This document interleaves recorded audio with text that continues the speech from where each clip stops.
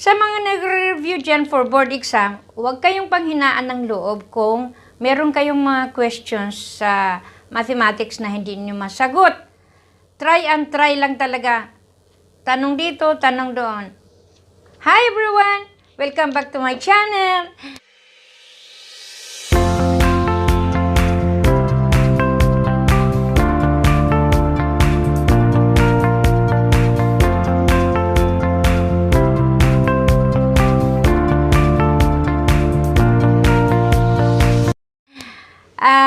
Today, bago tayo mag-solve ng problem, meron muna akong ibigay sa inyo na question na sasagutin ninyo at of course, ang price is 1,000 pesos.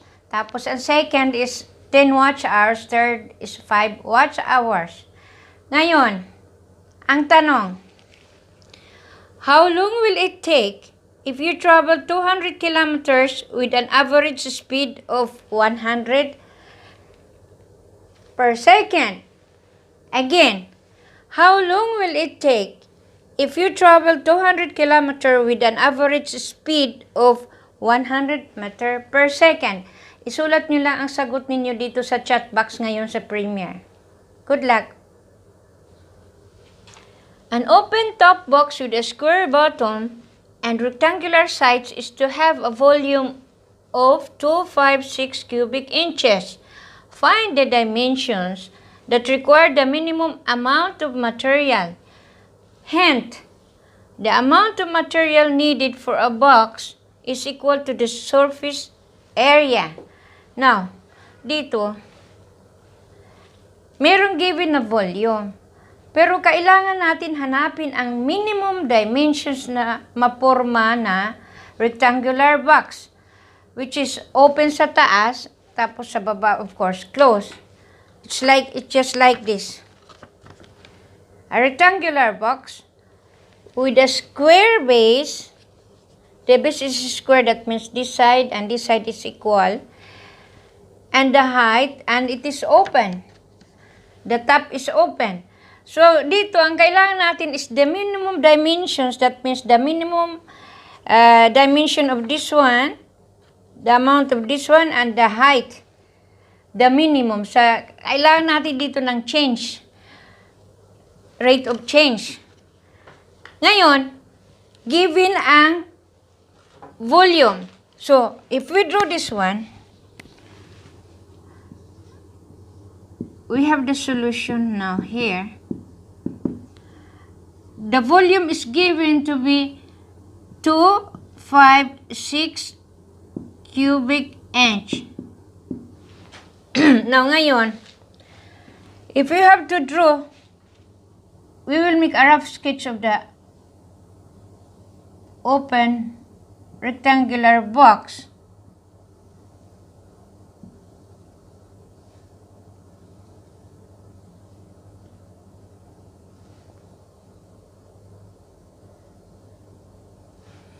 So here, because it is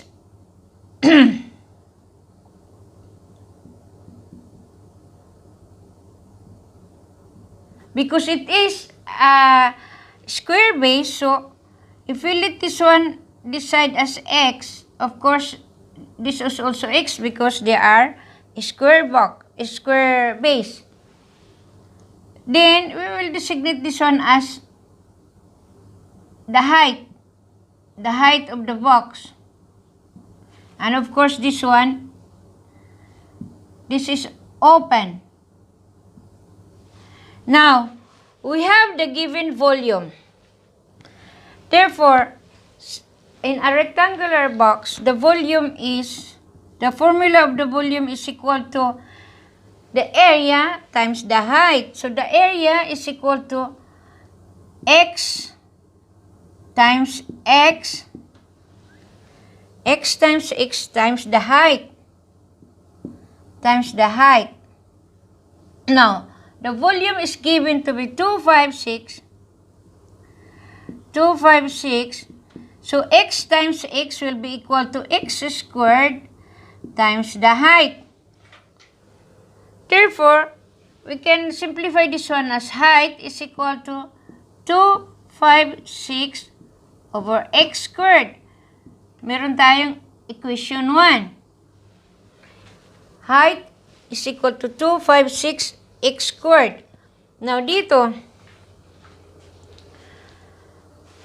if we have to find the surface area, here, there is a hint that the amount of material needed for a box is equal to the surface area.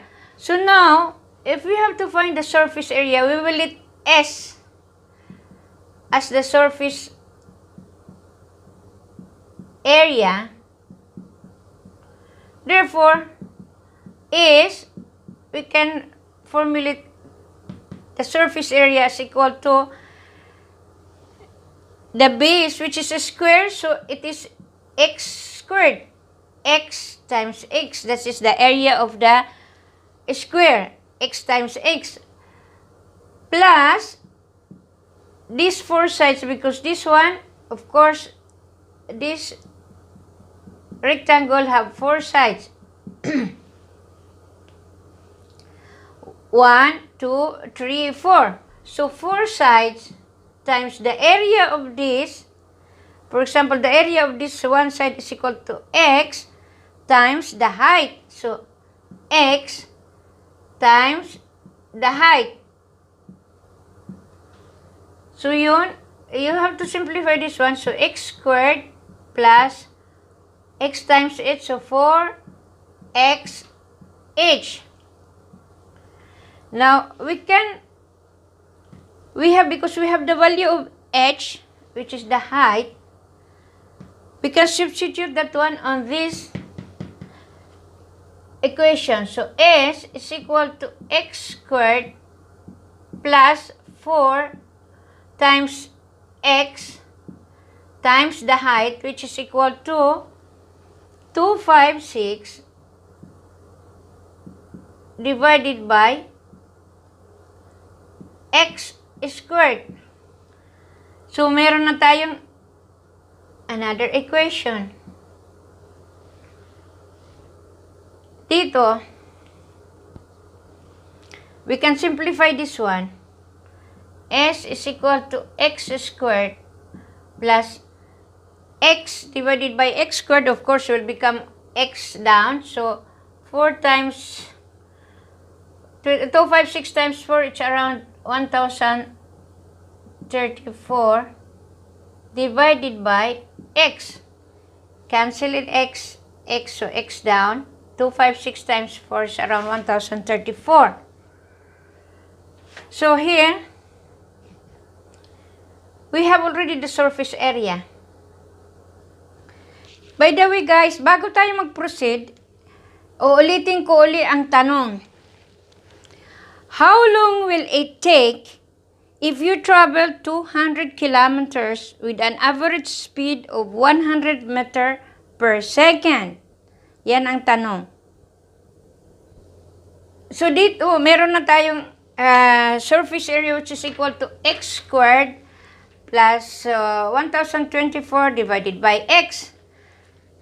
Now this one, we need the minimum amount of material needed. So we need the minimum amount.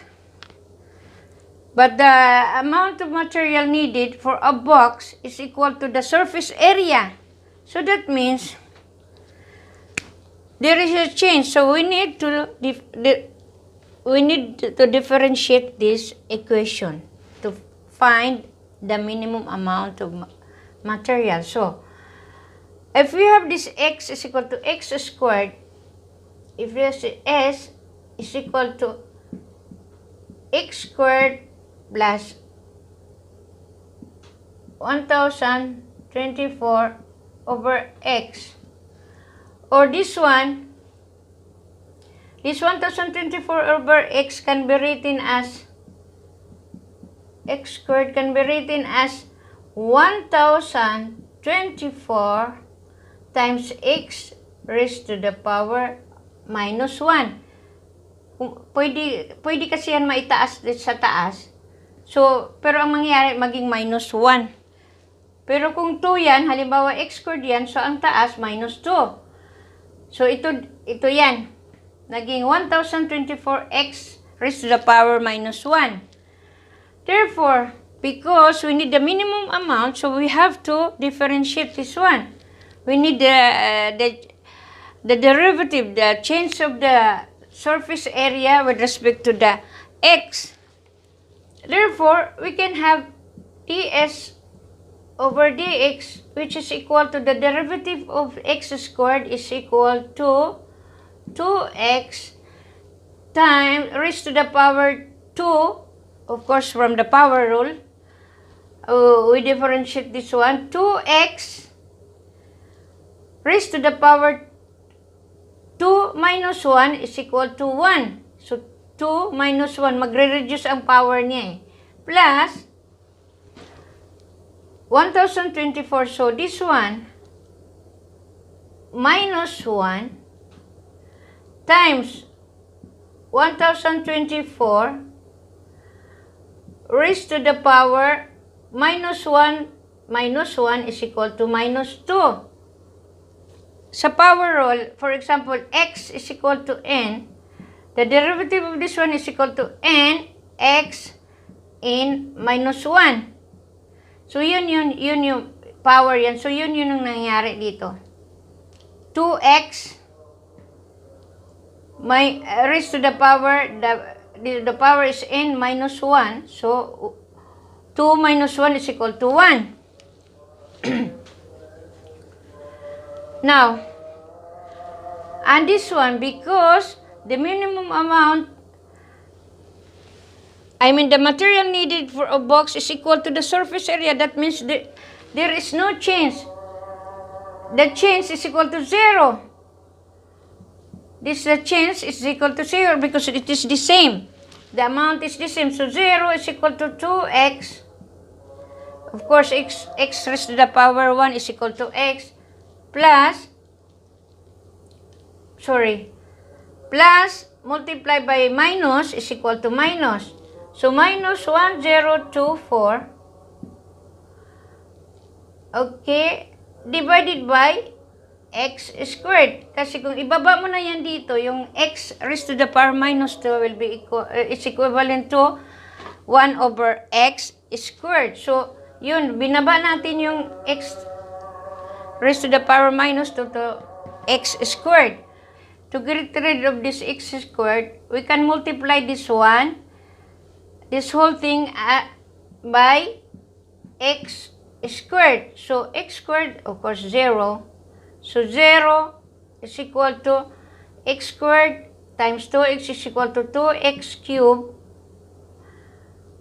minus x squared and x squared is cancelled. So, 1, 0, 2, 4. Therefore, x cubed is equal to 1024 divided by 2. X therefore is equal to the cube root of this one, which is equal to 8 inches.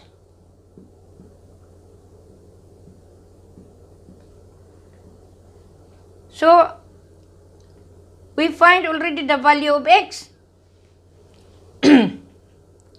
Now, of course, we need the height also. From this equation, we can substitute the value of x. Therefore, h is equal to 256 divided by the x squared, which is 8 raised to the power 2. H therefore is equal to 4 inches. Therefore, the dimensions needed, x is equal to 8 inches and height is equal to 4 inches. Yun ang sagot natin. It's DJ.